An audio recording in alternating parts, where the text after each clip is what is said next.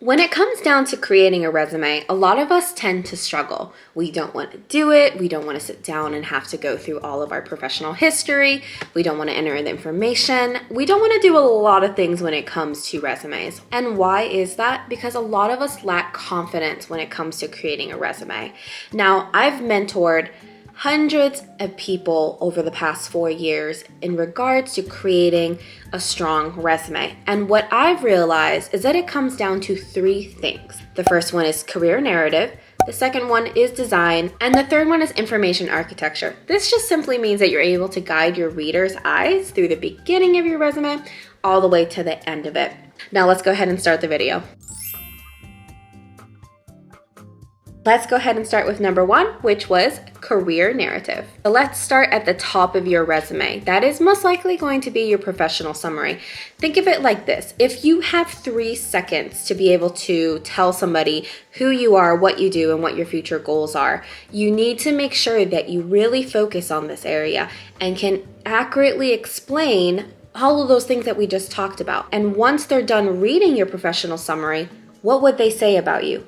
And that's exactly what career narrative is. You want to make sure that the reader can understand where you're coming from, what you're doing now, and what your professional goals are in the future. So one big area that I would suggest when it comes to professional summary is asking others to read it. You want to make sure that they can understand who you are and what you're trying to say, because it might make sense in your mind, but you want to make sure that it makes sense in somebody else's as well.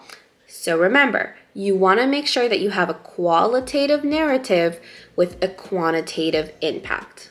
Okay, so another portion of your resume is going to be your job descriptions. And as you can see throughout the career narrative part, this is where we're really focusing on those heavy text areas.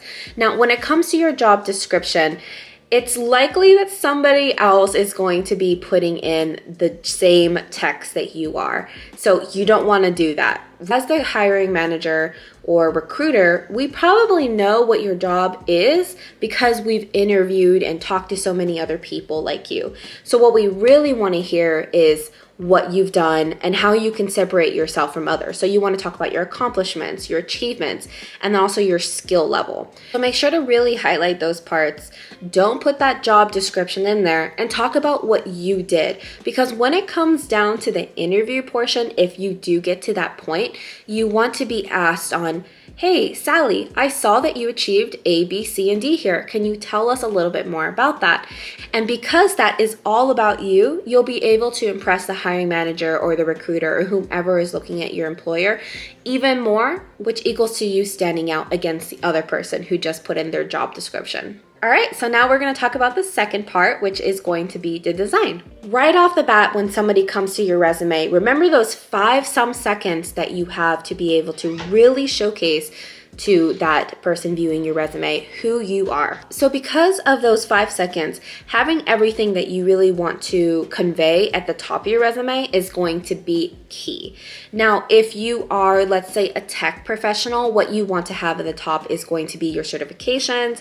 You want to have your awards, your boot camps that you probably attended, Udemy courses, your portfolios, and also your projects at the top. This really is about the design and the digestibility for your reader.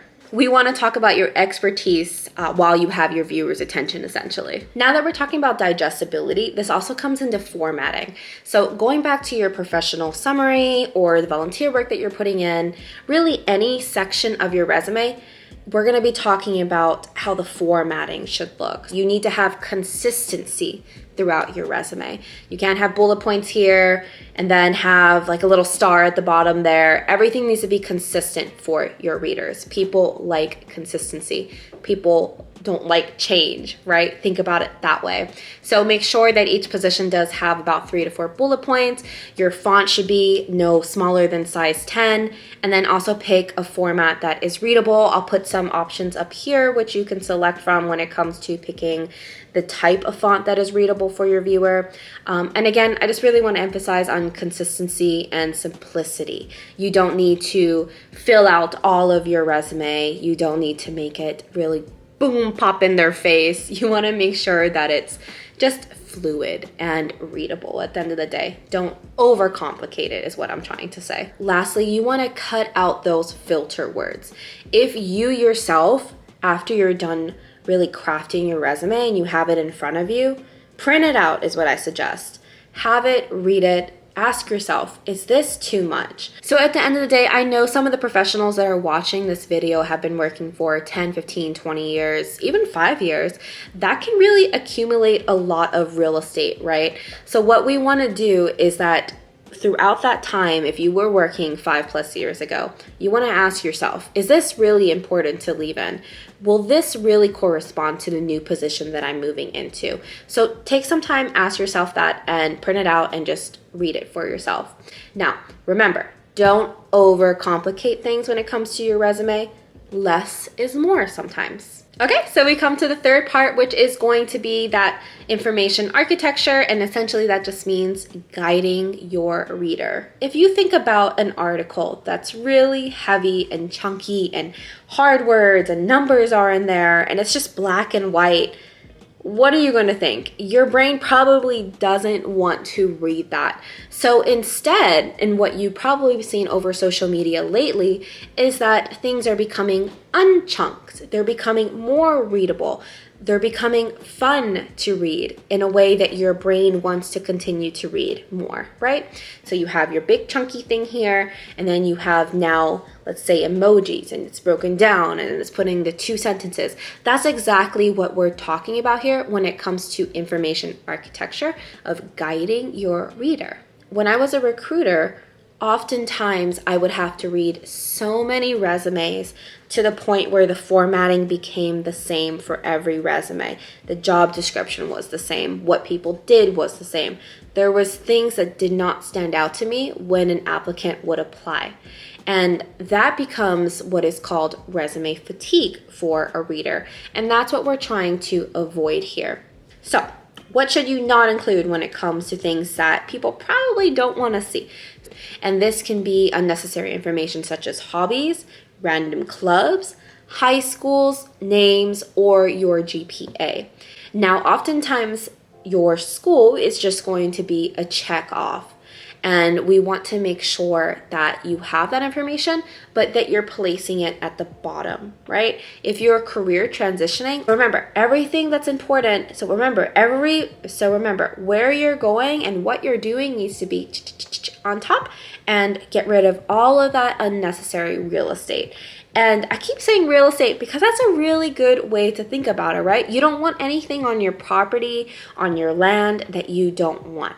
You don't want somebody to come onto your property and essentially be like, oh, why am I having to like pivot here? You know what I mean? You want to make sure that they just have a road to be able to get to your house because they're visiting you and they need to get to your house. Okay, so make sure that that road is just whoosh.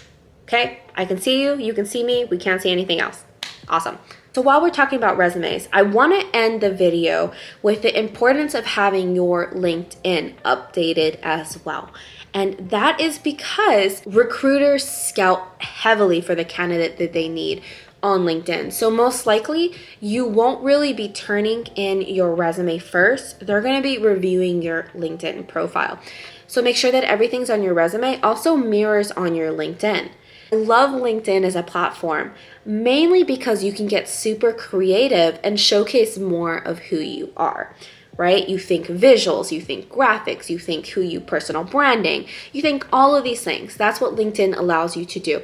So remember, your resume should mirror your LinkedIn, and your LinkedIn can really make you pop, right? Just pop yourself out on there. Tell people who you are, what you're doing. Get out there, right? Because if you have a chance of being found from your LinkedIn, you have a chance of showcasing your resume now. And for the professionals watching now, if you are interested in figuring out how to really showcase yourself on LinkedIn, go ahead and click this video right here. It gives you a breakdown of all the features that LinkedIn does have. You're going to have a higher probability of being found on the platform if all of your LinkedIn is set up. So if you're logging in and you're getting notifications that you still have like ABC to do, just go ahead and knock that out, finish that on your profile, and then you can increase your searchability when it comes to recruiters. So that's all for today's video. Remember, when it comes to crafting a resume, you want to touch on those three things, which is career narrative, design, and also information architecture, the readability for your resume. So if you do like this type of content, go ahead and give me a thumbs up, and don't forget to subscribe to the channel, and I will see you all in the next video. Bye.